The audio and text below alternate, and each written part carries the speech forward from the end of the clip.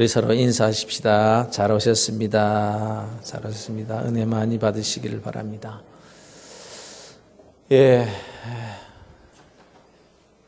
우리가 잘 아는 내용이지만 우리 그리스도인으로서 어떻게 살아야 한다라는 것을 우리가 몰라서 안 하는 것이 아닙니다. 또 오래 신앙생활을 하신 분들은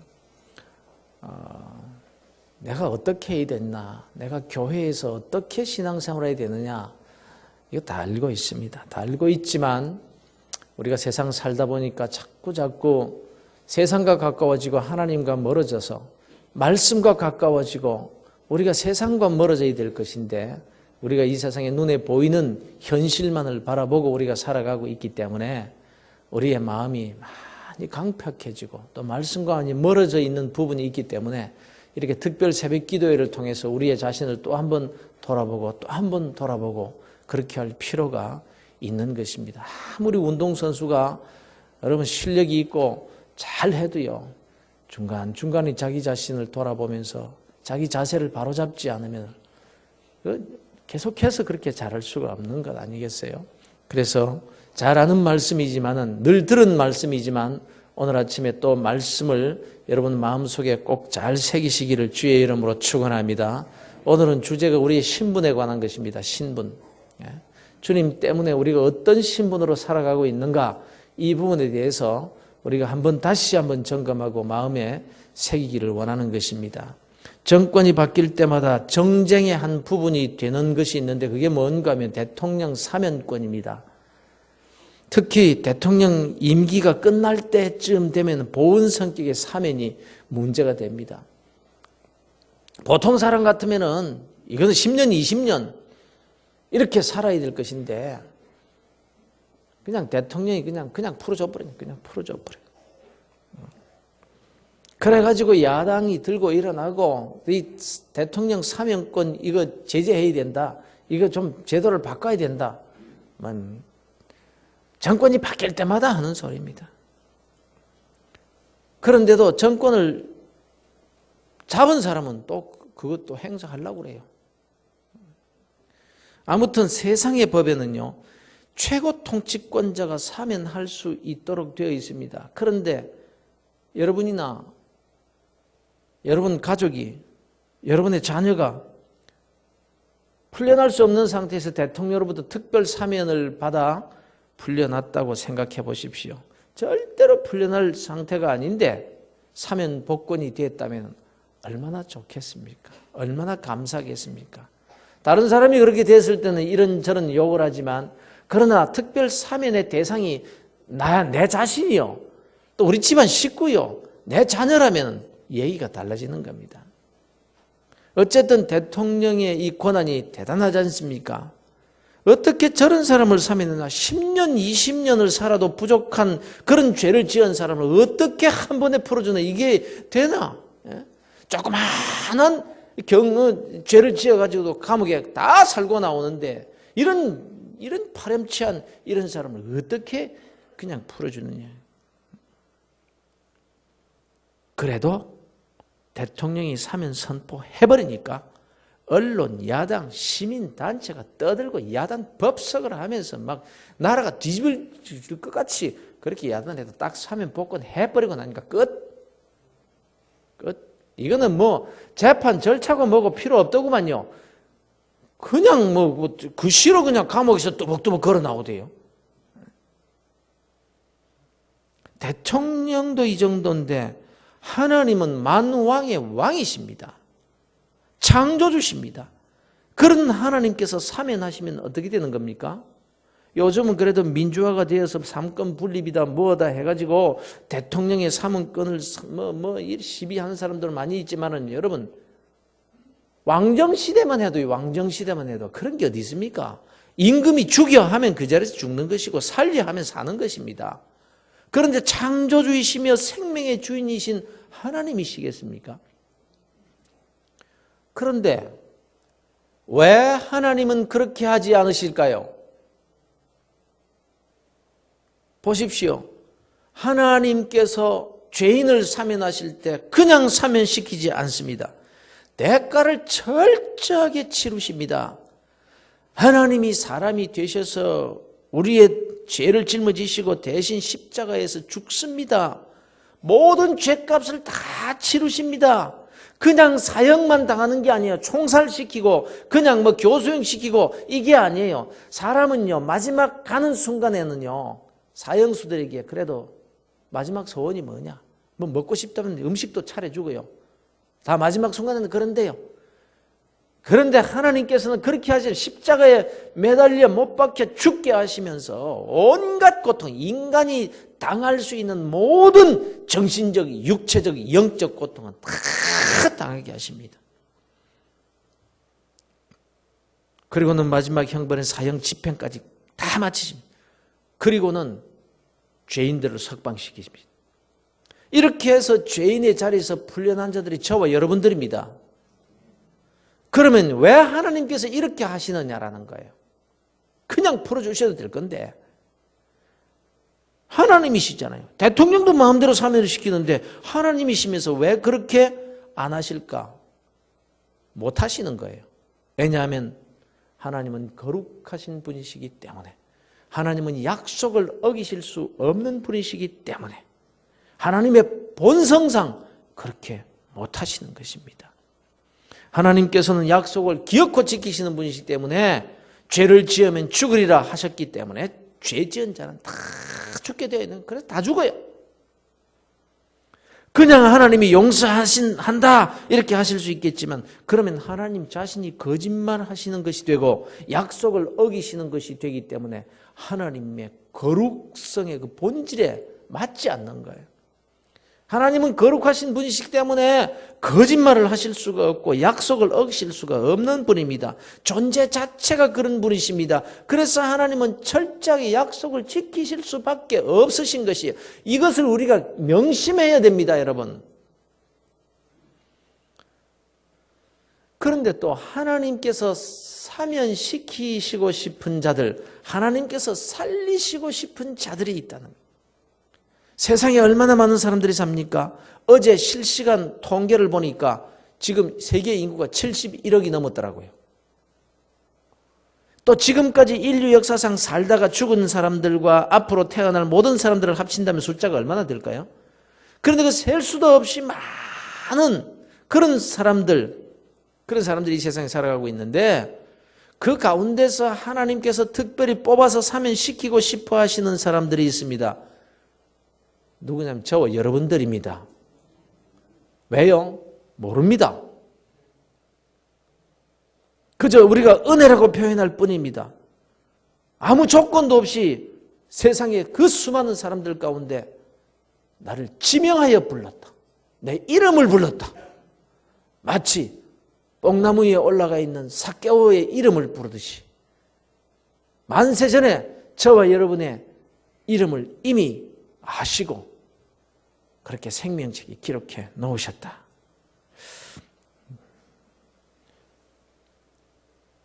그리고는 나를 택하셔서 사면시키시기로 딱 작정을 하시고는 하나님께서 내가 네 죄짐을 대신해서 지고 죽겠다 이러시면서 세상에 사람의 몸으로 오셨고 십자가를 지셨고 그리고 십자가 위에서 다 이루셨다 하시면서 사형 집행 당하시고 숨을 거두십니다. 누구를 위해서요? 저와 여러분을 위해서, 만세전에 택하신 자들을 위해서. 우리가 여기에 앉아 있는 것은 만세전에 하나님께서 택하여 주셨기 때문입니다.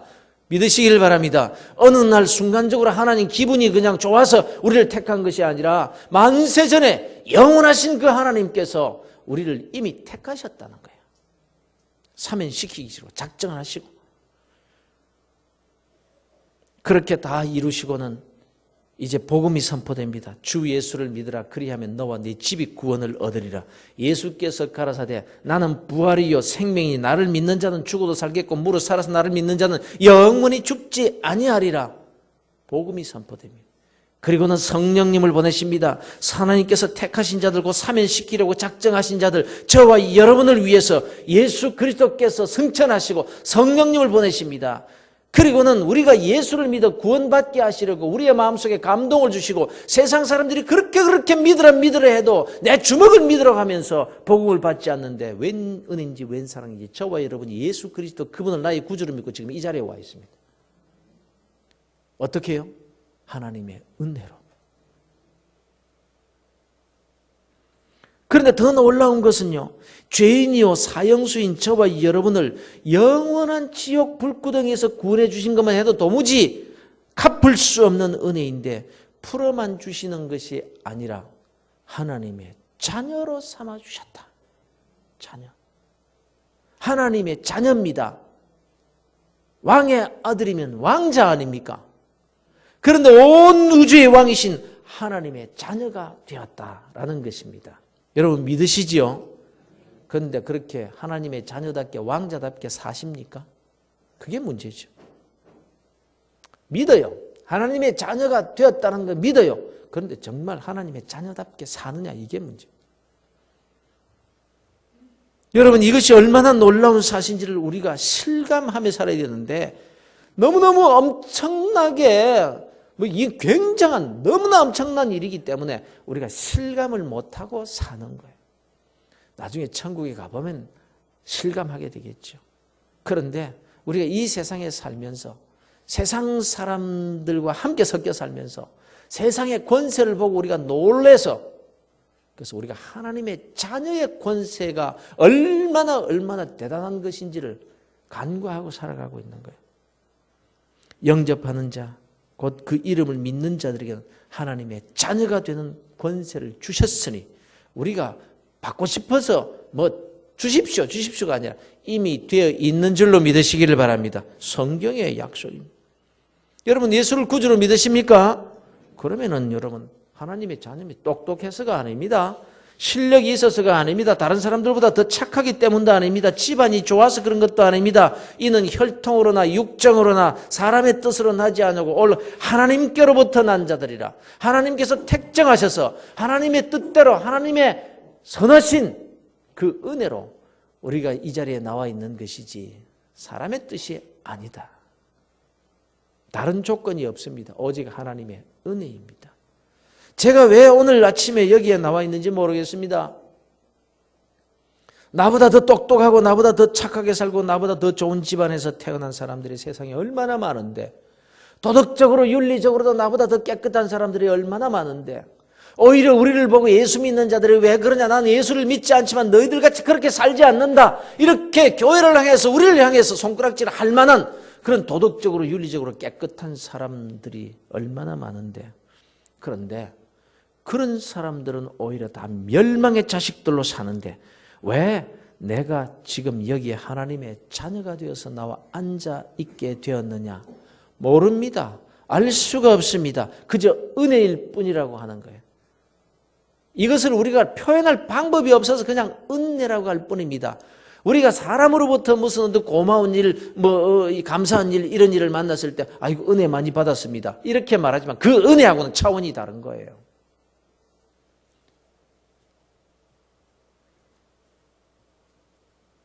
그래서 우리가 감사할 것밖에 없는 거죠. 하나님 감사합니다. 성부 하나님 감사합니다.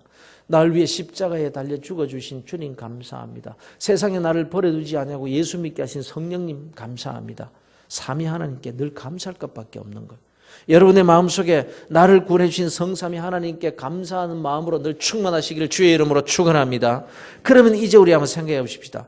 아니 우리가 제대로 잘 살아야 되겠는데요. 생각을 바꾸면 행동이 바뀌고 행동이 바뀌면 인생이 바뀌는, 세상 사람들은 팔자를 바꾼다고 합니다. 그러나 우리 그리스도인들은요, 팔자가 바뀌는 것이 아니라 제자리로 돌아가는 거예요. 신분에 맞지 않는 삶에서 신분에 맞는 삶으로 돌아가는 거예요. 대단한 게 아닙니다. 하나님의 자녀답게 살자는 거예요.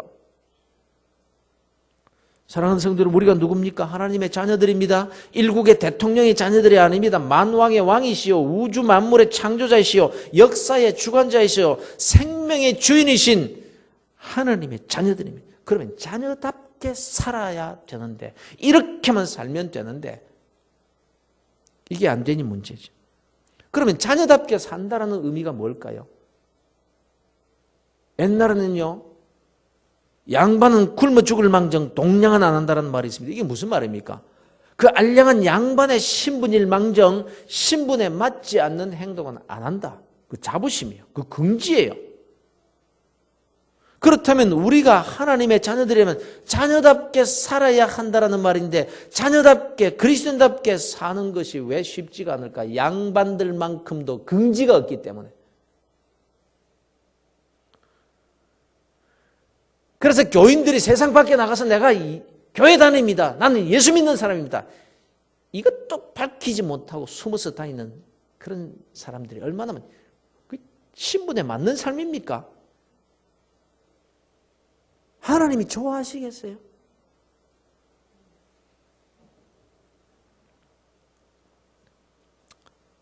우리가 뭐 선하게 윤리적으로 도덕적으로 세상 사람들과는 차별화된 그런 삶을 물론 살아야 할 것입니다.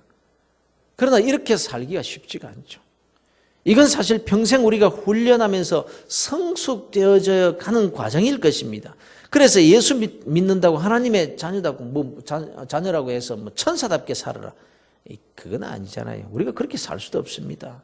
그러나 말입니다. 우리가 하나님의 자녀로서 긍지는 가지고 살아야 돼요. 긍지는 가지고 살아야 돼요.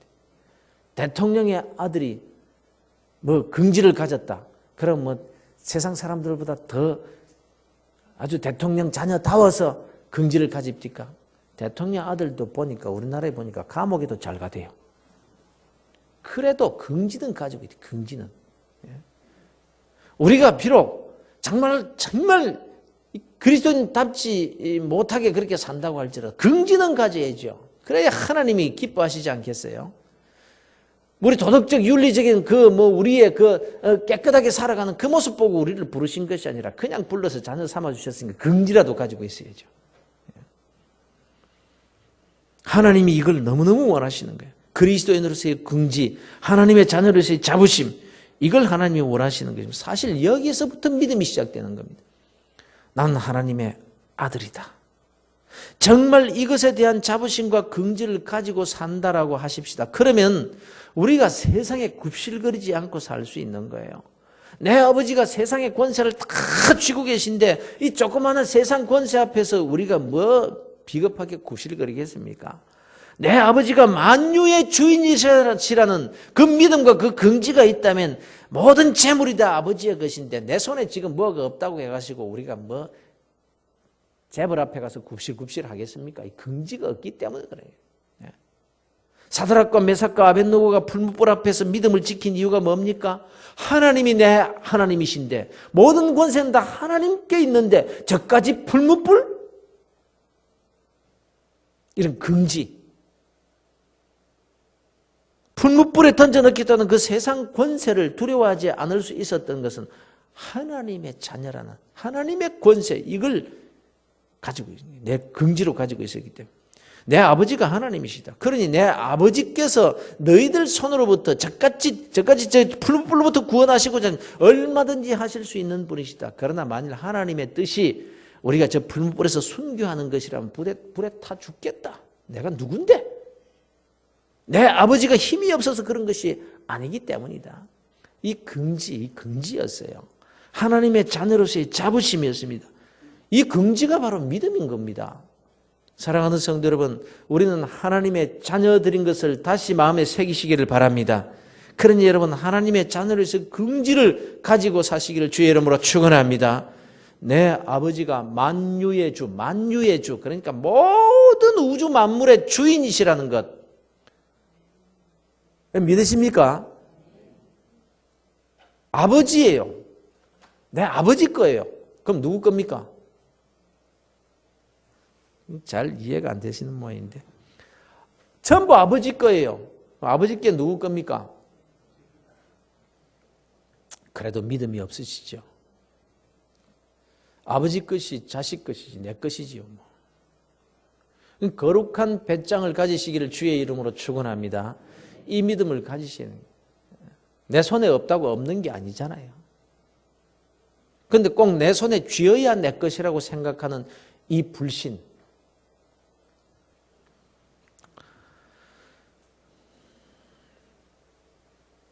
여러분, 온 우주에서 가장 부자는 하나님이십니다. 그런데 그 내 아버지가 인색하신 분이십니까?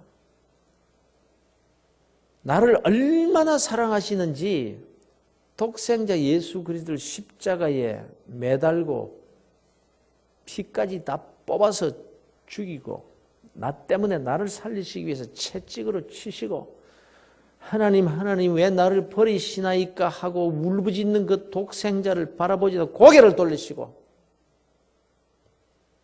우리 때문에 나를 사랑하셔서 자기 아들을 아끼지 아니하시고 우리 모든 사람을 위하여 내주신 이가 어찌 그 아들과 함께 모든 것을 우리에게 은사로 주시지 아니하시겠느냐? 무엇이 아까워서 너희에게 주시지 아니하시겠느냐? 네가 믿으면 하나님의 영광을 보리라. 아멘. 문제는요, 믿음이 없는 거예요. 내 아버지에 대한 신뢰성이 우리에게 부족해. 아니, 하나님의 자녀로서의 긍지와 자부심이 없어요. 그래서 하나님이 속이 상하신 거죠. 하나님이 약속을 지키시기 위해서 독생자까지 십자가에 내주셨는데도 불구하고 약속을 지키시기 위해서 하나님은 약속을 어기실 수 없는 분이시기 때문에 그렇게 예수 그리스도 독생자를 세상에 보내서 그렇게 무참하게 십자가에 매달아 죽이실 수밖에 없으신 그 하나님 약속 때문에 약속을 어기실 수 없는 거룩하신 분이시기 때문에 그런데 하나님께서 자기 백성들과 언약 체결을 하시지 않았습니까? 약속을 하지 않았습니까? 그게 다 성경 말씀이죠. 예컨대 하나님의 약속, 안식일을 거룩하게 지키라. 일주일 중에서 한 날을 내게 바쳐라. 7일 모두를 내게 다 바쳐야 되겠지만 한 날을 바치면 6일을 너희들에게 주마. 이사야 58장 13절 14절에 보면 만일 안식일에 내 발을 금하여 내 성일에 오락을 행하지 아니하고 안식일을 일컬어 즐거운 날이라 여호와의 성일을 존귀한 날이라 하여 이를 존귀하게 여기고 내 길로 행하지 아니하며 내 오락을 구하지 아니하며 사사로운 말을 하지 아니하면 내가 여호와 안에서 즐거움을 얻을 것이라. 내가 너를 땅의 높은 곳에 올리고 내 조상의 야곱의 기업으로 기르리라. 여호와의 입의 말씀이니라. 여호와의 입의 말씀이니라. 거짓말 하실 수 없는 하나님의 약속이니라. 이 하나님의 약속이 누구에게요? 저 세상 사람들에게 하신 약속이 아닙니다. 그리스도인들에게 하신 약속입니다. 이 안식일을 잘 지키면 내 삶을 즐겁게 해주겠고 높여주겠고 야곱의 업으로 야곱의 업 아시죠? 무엇이든지 손만 대면 잘 된다라는 그 기적의 약속입니다. 그저 나뭇가지만 흔들어도 그 자기가 원하는 그 양과 염소가 다 태어나는.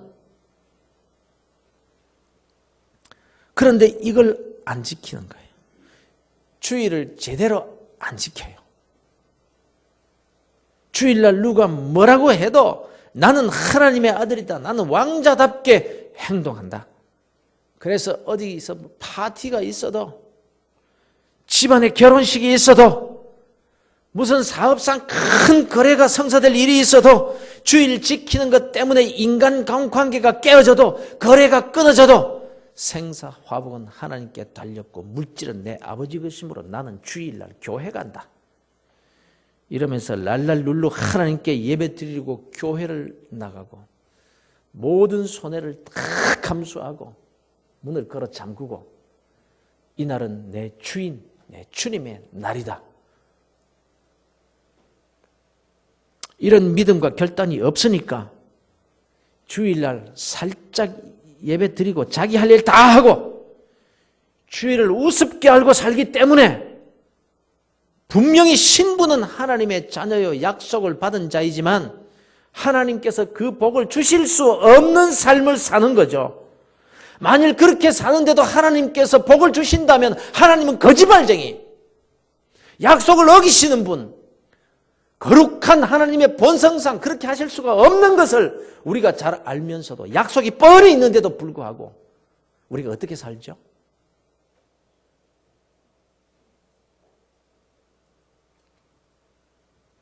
또 보십시다.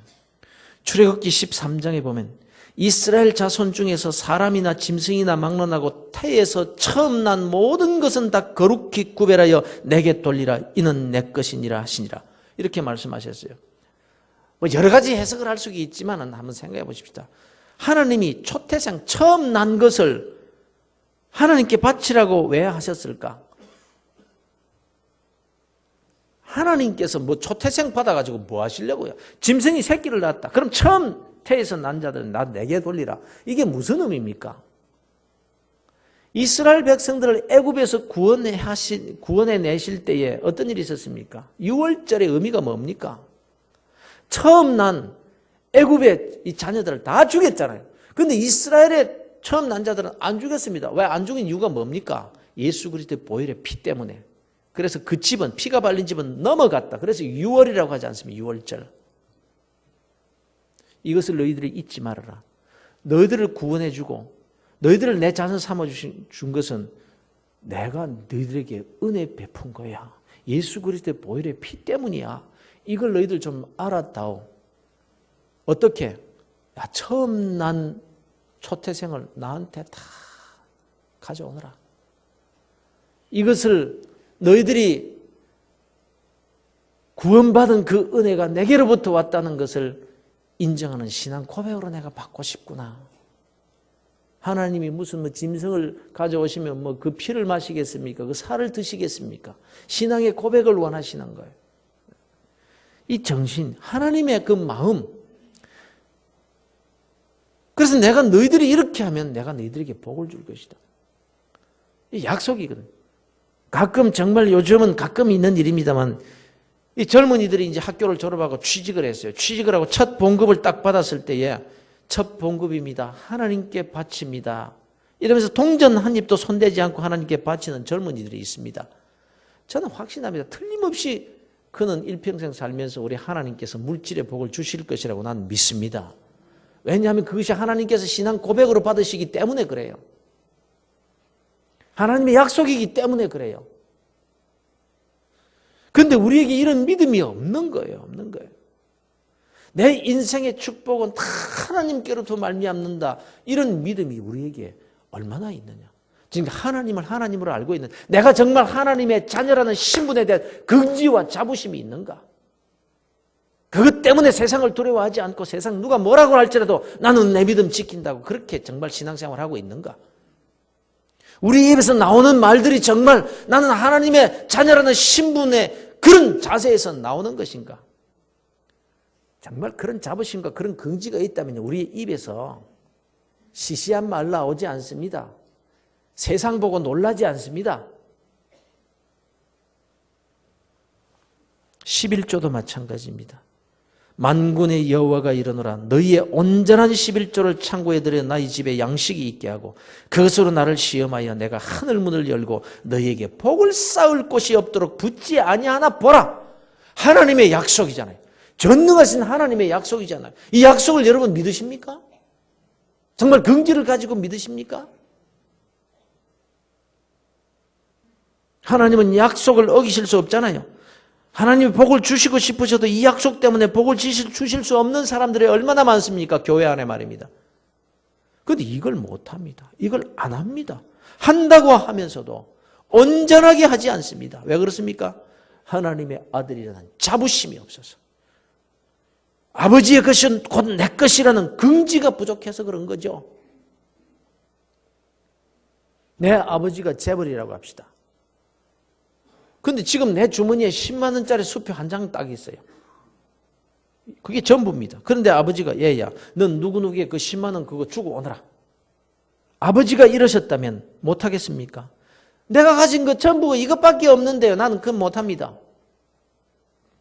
그리고 가서 5만 원만 주고 그렇게 하는 사람이 있을까요? 아버지가 재벌인데. 근데 만유의 주이신 우리 하나님께서 내 아버지다 라고 입으로는 그렇게 말하면서도 11조 생활도 못하는 거예요. 그리고 한다고 하는 분들도 온전한 11조 생활을 못해요. 어쩌면요, 그것은 하나님을 속이는 것에 대해서 더 하나님이 싫어하실지도 모릅니다. 너희의 온전한 11조를 창고에 들여 나의 집에 양식이 있게 하고. 온전한 11조를 원하시는 거예요. 적당히가 아닙니다. 하나님은 약속을 어기실 수 없으신 분이십니다. 우리가 약속은 지키지 않고 하나님 복을 주옵소서, 이렇게 저렇게 해 주시옵소서, 하나님이 들어주신다면 하나님은 거짓말쟁이.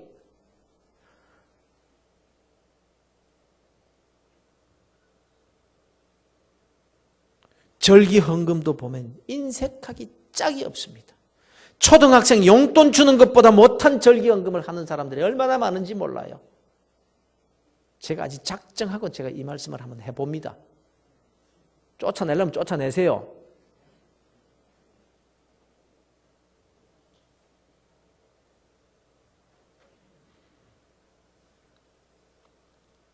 뭐 아무리 단속하고 여기저기 터져서 감옥에 가도 끊어지지 않고 계속되는 이 뇌물 사건, 권력자들한테 몰래 갖다 준 돈이요, 보면은 이거는 상상을 초월하는 돈을 막 갖다 주더라고. 도대체 이 사람들이 이런 돈을 몰래 왜 갖다 주는 겁니까? 갖다 준 것보다 수천 수백 배 더 얻는 것이 있기 때문이 아닙니까? 그런데 우리 그리스도인들이 하나님을 세상의 권력자들보다 못하게 생각하고 사는 거예요. 하나님이 최고의 권력자요, 모든 것의 주인이시오, 인간의 생사화복을 주관하시는 하나님을 온전하게 믿지 못하는 거예요. 믿는다고 할지라도 긍지가 없어요. 자부심이 없어요.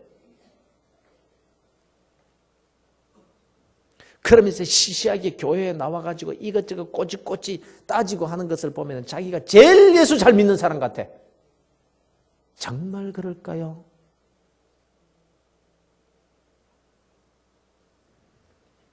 사랑하는 성도 여러분, 오늘 아침에 여러분들에게 주시는 메시지가 뭡니까? 하나님은 내 아버지라는 사실입니다. 내가 하나님의 자녀라는 것을 확실히 하면서 살자는 거예요. 하나님의 자녀답게, 하늘 왕자답게 살아야 한다는 것입니다. 세상 권력이나 물질 앞에서, 환경 앞에서 비굴하게 벌벌 떨지 말고, 하나님은 내 아버지이십니다.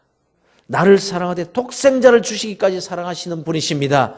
그리고 약속을 지키시는 분이십니다. 이제 하나님의 자녀로서 긍지를 가지고 사셔서 하나님이 약속을 해주신 그 모든 부분에 대해서 정말 그 약속을 받아 누리는 복된 그리스도인들이 다 되시기를 주 예수 그리스도의 이름으로 축원합니다. 주님의 심장으로 여러분에게 호소하면서, 그리고 하나님의 종으로서 여러분에게 강력하게 경고하면서 그렇게 이 말씀을 전합니다.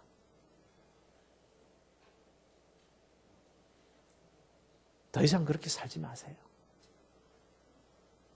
오늘 밤에 내 영혼을 부르면 내가 준비한 것, 그건 네 것이 되겠느냐? 실로암 망대에서 치어 죽은 18명, 이 예루살렘에 있는 모든 다른 사람들보다 죄가 더 있어서 그런 줄 아느냐? 아니야.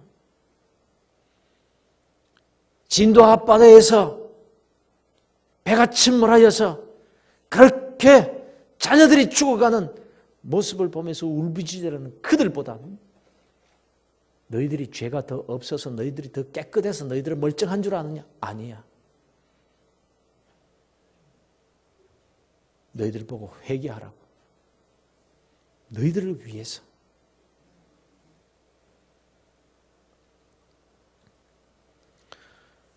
역대상 29장 12절 말씀입니다. 부와 귀가 내 아버지께로 말미암았고 또 내 아버지는 만물의 주제가 되사 손에 권세와 능력이 있사오니 모든 사람을 크게 하심과 강하게 하심이 내 아버지의 손에 있나이다. 잠언 3장 16절의 말씀입니다. 내 아버지의 오른손에는 장수가 있고 내 아버지의 왼손에는 부귀가 있나니. 잠언 8장 18절의 말씀입니다.